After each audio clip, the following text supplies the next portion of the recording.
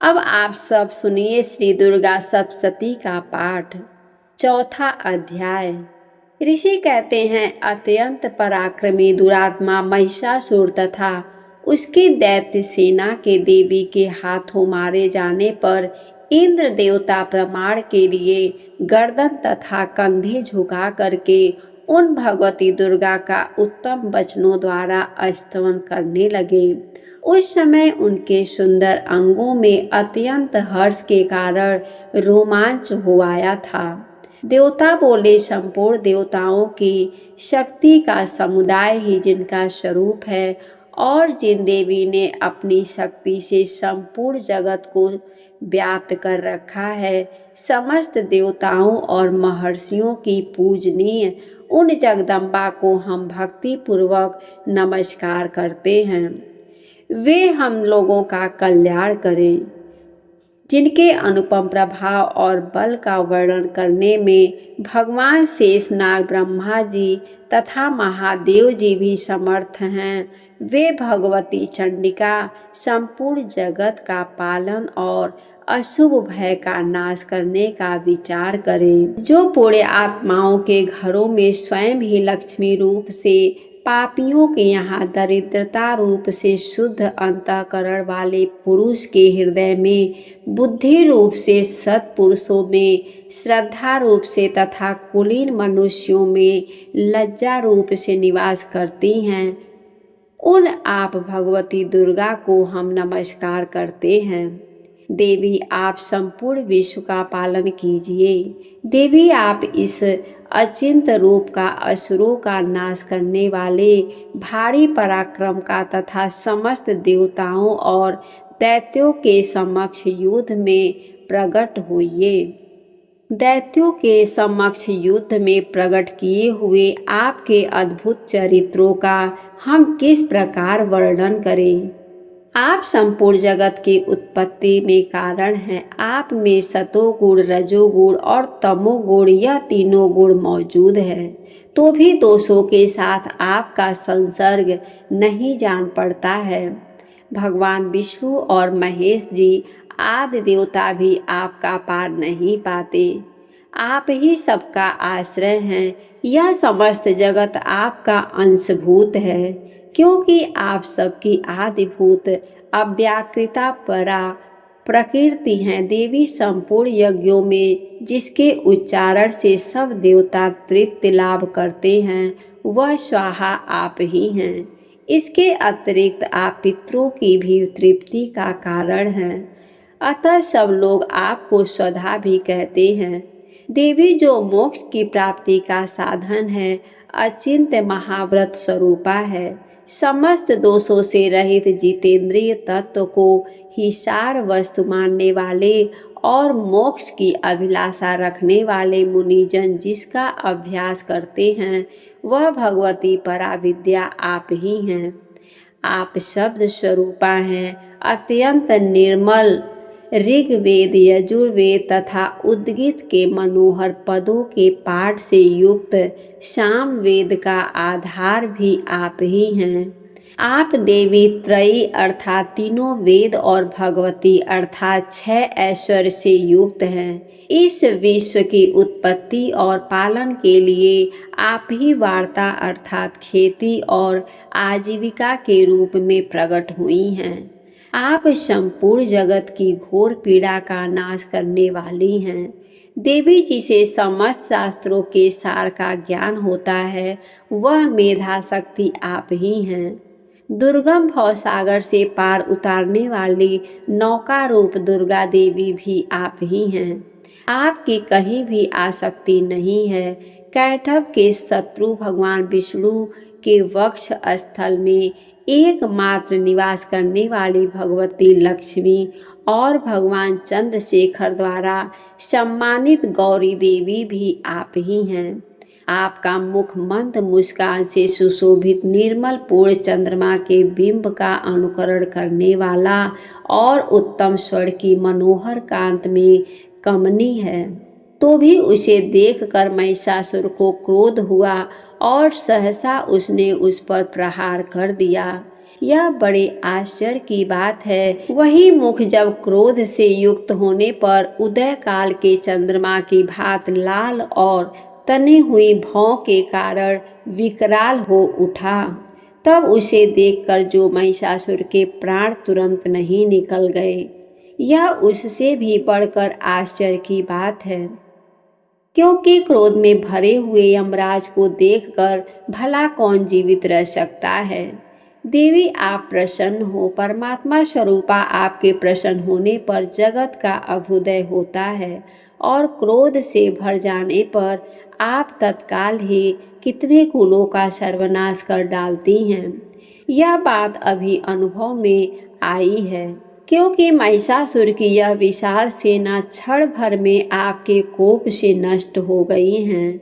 सदा अभय प्रदान करने वाली आप जिन पर प्रसन्न रहती हैं, वे ही देश में सम्मानित हैं।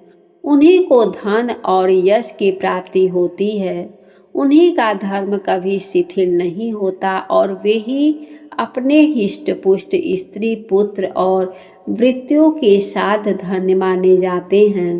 देवी आप ही कृपा के पुण्यात्मा पुरुष प्रतिदिन अत्यंत श्रद्धा पूर्वक सदा सब प्रकार के धर्मानुकूल कर्म करता है और उसके प्रभाव से स्वर्ग लोक में जाता है। इसलिए आप तीनों लोकों में निश्चय ही मनोवांछित फल देने वाली हैं। माँ दुर्गे आप स्मरण करने पर सब प्राणियों का भय हर लेती हैं और स्वस्थ पुरुषों द्वारा चिंतन करने पर उन्हें परम कल्याणमय बुद्धि प्रदान करती हैं। दुख दरिद्रता और भय हरने वाली देवी आपके सिवा दूसरा कौन है, जिसका चित्त सबका उपकार करने के लिए सदा ही दयाद्र रहता हो।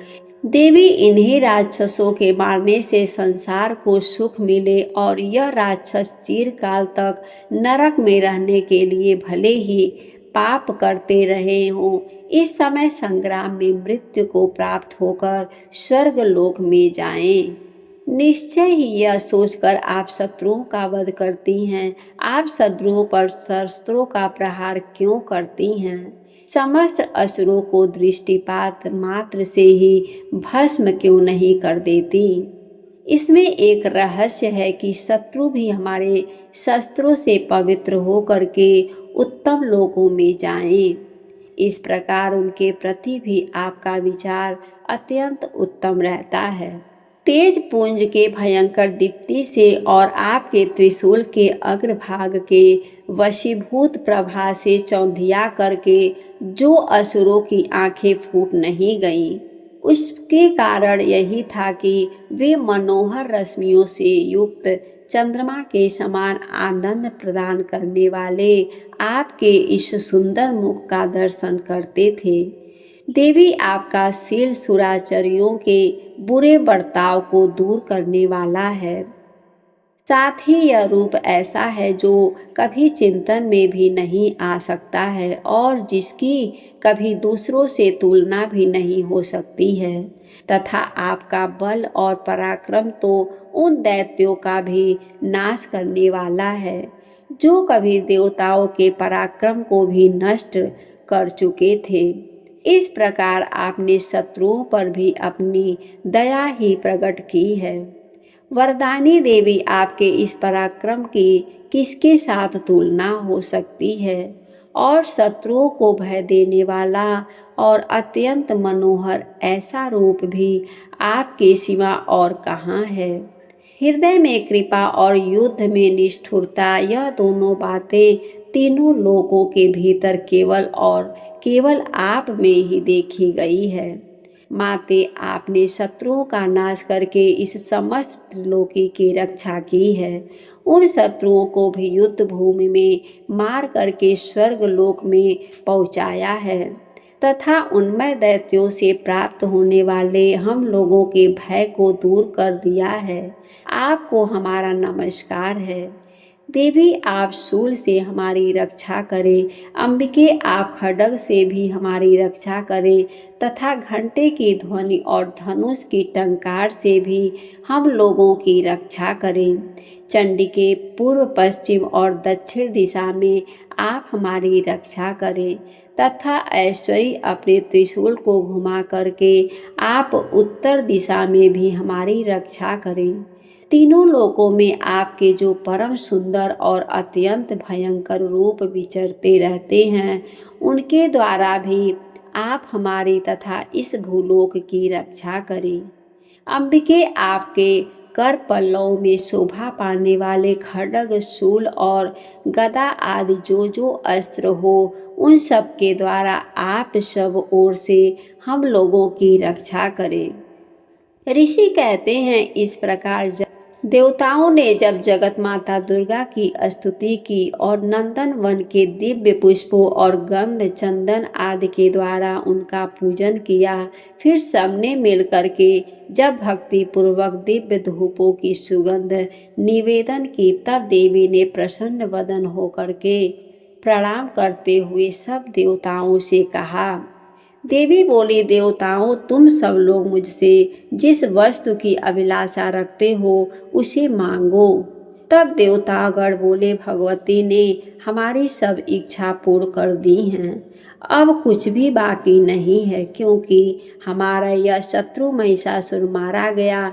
महेश्वरी, इतने पर भी यदि आप हमें और देना चाहती हैं तो जब जब हम आपका स्मरण करें तब तब आप दर्शन देकर हम लोगों के महान संकट दूर कर दीजिएगा। और प्रसन्न मुखी अंबिके, जो मनुष्य इन स्तोत्र द्वारा आपकी स्तुति करे, उसे चित्त समृद्धि और वैभव देने के साथ साथ उसकी धन और स्त्री आदि संपत्ति को भी बढ़ाने के लिए आप सदा हम पर प्रसन्न रहें। मार्कंडेय ऋषि कहते हैं, राजन, देवताओं ने जब अपने तथा जगत के कल्याण के लिए भद्रकाली देवी को इस प्रकार प्रसन्न किया, तब वे तथास्तु कहकर वहीं अंतर ध्यान हो गईं। भूपाल, इस प्रकार पूर्व काल में तीनों लोगों का हित चाहने वाली देवी जिस प्रकार देवताओं के शरीर से प्रकट हुई थी, वह सब कथा मैंने कह सुनाई। अब पुनः देवताओं का उपकार करने वाले वे देवी दृष्ट दैत्य तथा शुभ निशुंभ का वध करने और सब लोगों की रक्षा करने के लिए गौरी देवी के शरीर से जिस प्रकार प्रकट हुई थी, वह सब प्रसंग मेरी मुँह से सुनो। मैं उसका तुमसे यथार्थ वर्णन करता हूँ। जय माता दी। इस प्रकार श्री मार्कंडेय पुराण में सार्वणिक मनवंतर की कथा के अंतर्गत देवी महात्म्य के शक्रादि स्तुति नामक चौथा अध्याय पूर्ण हुआ। इसके आगे के अध्याय आप सभी कल के वीडियो में जरूर सुनिएगा। अब सुनिए माँ दुर्गा की क्षमा प्रार्थना।